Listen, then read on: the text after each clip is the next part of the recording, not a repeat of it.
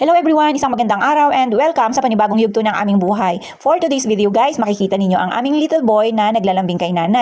Yung tipong kagigising lang po pero nagtutulog-tulugan. At ayan po, panay nga po ang palambing niya sa amin. Ngayon po, inandito ako sa baba at sumunod nga ito yung aming little boy na nagsiping sa akin dito sa duyan guys. At kita niyo po, hindi pa po yan siya inaantok, kagigising nga lang po niya eh. Tipong nagpapababy lang po talaga.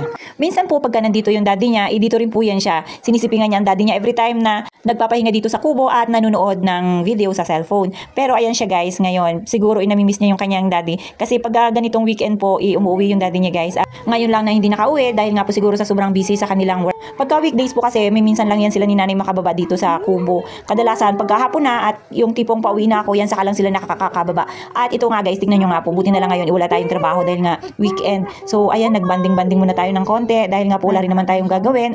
Parang nagustuhan niya yung ganito, yung nakahiga kami dito sa duyan at amang sinanay nga po ang nagduduyan sa amin dyan. Dinuduyan kami ni nanay guys at sabayan na ng video na rin, di ba? Isahan na lang. At yan nga po, tingnan nyo, oh, parang gustong-gusto niya at hindi siya bumababa. Pero minsan guys, may time na pag ayaw niyang umakyat dyan, ayaw niya talaga. Yung puro laro na lang siya. Tingnan nyo nga po, parang gusto nang matulog pero tipong kagigising lang po talaga niya. At yan, kinantahan ko nga lang po yan siya at talagang behave na behave ang aming little boy. Tingnan nyo nga po. Yayam na mabait. Ay, bait na talaga ng yaya mo. Oh, hindi ko makilos na yun. Baka nahihilo na ito, nanay. Tama na, nanay. Nung nagsawa na po kami sa kaduduyan ni nanay, ayan, bumaba na po kami at naglakwatsa muna kami guys. Pumunta po kami dito sa bahay ng aking nanay. Dito lang sa kabilang kalsada lang ito guys. Malapit lang dito sa amin. At nadatnan nga namin na wala po palang tao dito at saradong-sarado pa. At naalala ko nga po pala, ngayon po yung araw na bigayan ng mga senior. Ibig sabihin po, yung aming local government, meron silang binibigay na cash para sa mga senior. So yun guys, parang may schedule lang yun siya. Kaya ayun, wala po, saradong-sarado ang bahay ng nanay ko. At itong yayam namin, talagang excited na siyang makapasok. Kaso isarado po ang pinto at yun, pinasok nga lang po namin ito yung sala. Wala po talaga yung nanay ko guys. Kaya ang ginawa po namin, dumiretso na lang kami doon sa drugman para bumili ng kanyang diaper at iba pang pangangailangan na pang personal. Dahil po naubusan na rin po siya ng stock. Ayan, pumasok na nga po kami at pagpasok nga po namin, marami nga po palang mga tao ngayon na nakapila. Yun nga po, naalala ko yung kaya po pala maraming tao, ayun, katatapos lang na magbigay at talagang mayaman ngayon ang ating mga senior guys. Kaya nung nandito na kami sa loob, gusto ko pa sana mag-back out dyan dahil nga po mahirap talagang pumila dito sa may counter banda dahil nga sobrang dami guys. At isa pa may kasama akong bulinggit. Kaya lang, kung iniisip ko nga po kung lalabas pa kami, mas lalo kaming mahihirapan kasi wala na itong diaper ang aming little boy at iba pang mga kanyang mga supply sa bahay. Kaya kailangan rin talaga naming makipagsiksikan. So ayan, pinabayaan ko na nga lang po yan siya na maglakad-lakad at yan, sinundan ko na nga lang po kasi tinitingnan ko na lang yung mga delikadong pupuntahan niya guys. At nagsisi nga po ako, dapat po pala sinama ko si nanay para kahit papaano ako'y namimili, si nanay ipa na yung sunod kay yayam, di ba? Kaso wala guys, nandito na kami, hindi na kami pwedeng umalis. Gusto ko rin po sanang tawagan si nanay para papuntahin dito, kaya lang naalala ko wala pala po akong load sa aking cellphone at wala pong internet. So yan, tiis na lang po kami at itong yayam namin guys, talagang hindi mapigilan sa kakulitan guys. Talagang pagkaganitong edad talaga, tingnan nyo nga po, hila-hila niya na yung pushcart ng mga tao dyan na namimili. O, kita nyo po, di ba? So, buti na nga lang po, kilala ko po yung may-ari ng pushcart na yan. Kaya, ayan, natatawa na lang din po sa amin dahil mahirap po talaga yung may gantong bulinggit. Panay yung sunod-sunod buat hindi ka kaagad na makaalis or hindi kayo kaagad na makaalis at hindi nyo kaagad mabibili yung mga gusto ninyo. At every time, nasasawayin ko nga po itong si Yayam, guys, naghihiga-higa dito sa sahig. Kaya medyo nahihirapan po ako kasi pagka nahiga na po yan siya, syempre, di ba, parang nagpapabigat ng katawan niya para hindi ko siya nabubuhat. At yan po, kahit nasabihin ko na aalis na kami, parang wala po siyang naririnig. Ibata nga naman talaga. Be! Be! Be!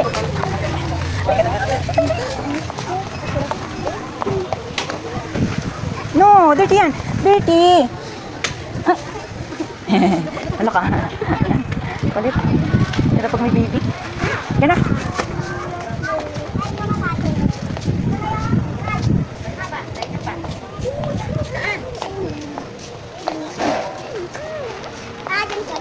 Oh, hindi yan atin. Hindi yan atin.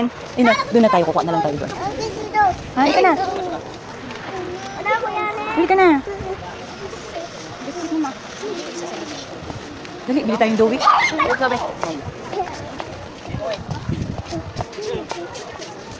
So, ang ginawa ko po yan dyan guys, isinundan-sundan ko muna siya.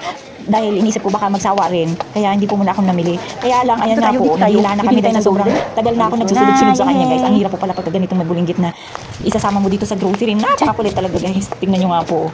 Ayan o. Kung saan-saan na siya sumisiksik. At ako yung ganun din. Dahil nga sinusundan ko siya. Oh.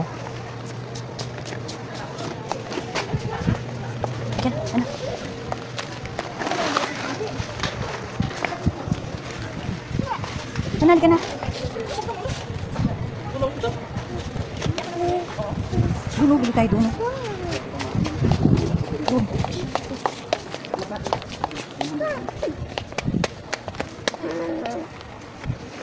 Wow!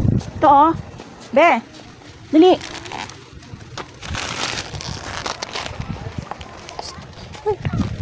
Sige na, ito na oh.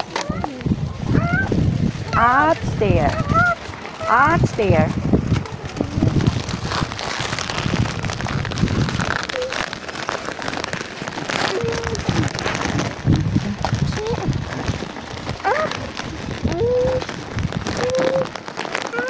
Up, down.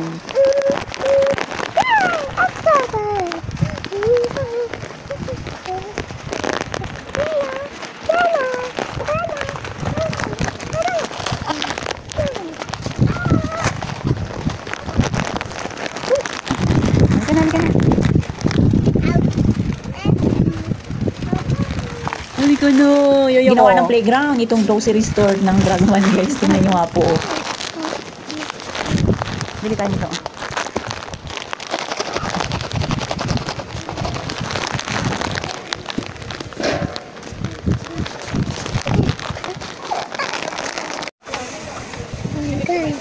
Halika na. Bye-bye. O, bye-bye na si mami. Bye-bye na si mami. Bye-bye. Alam niyo po ba, mas lalo akong nahirapan nung nandito na kami sa counter kasi itong bulinggit namin, ayaw talaga magpabuhat. Kaya ang ginawa ko, ibinaba ko po muna siya saglit. At nung binaba ko na nga po kung saan-saan nga siya pumupunta, kaya buti na lang may mabait akong kasama na pinag-iwanan ko ng aming mga grocery. At yan, nakarating nga po kami dito sa labas. At pagtingin ko nga po, nagka-count-count na siya ng mga motor na nakapila. Ayan nga po, tingnan ninyo guys. So, nag-upo na lang po muna kami dyan habang inaantay namin yung pila. At pagkatapos nga po naming bayaran, iumuwi na rin po kami kaagad. Gawa ng pagod na ang aking katawang lupa. Guys, kakabul-habol dito sa aming bulinggit. At itong bulinggit po, ipagod rin po pala. Ayan na siya. So, kami po magpapahinga muna. See you sa susunod na video. Bye-bye po.